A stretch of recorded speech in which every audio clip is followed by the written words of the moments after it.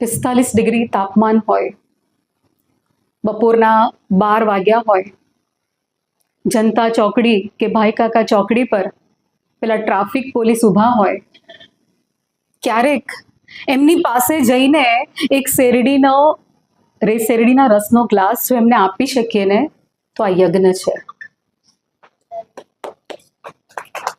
12મા ધોરણની પરીક્ષામાં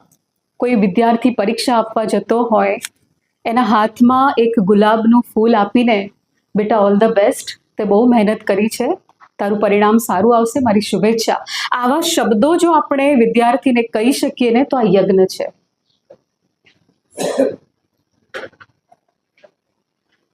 ઘરમાં રસોઈ બનાવીને આપતી પુત્રવધુ હોય કે પત્ની હોય, 40 ડિગ્રી ટેમ્પરેચર બહાર હોય, તમે ગેસની પાસે ઊભા રહો તો તમને ખબર પડે, પરસેવે રેબઝેબ હોય,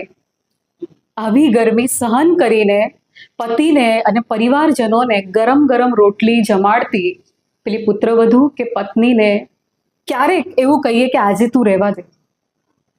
ચાલ આજે આપણે બહાર જઈએ કે પછી હું મેનેજ કરી લઈશ, આવું જો આપણે બોલી શકીએ ને તો આ યજ્ઞ છે, આ યજ્ઞ છે.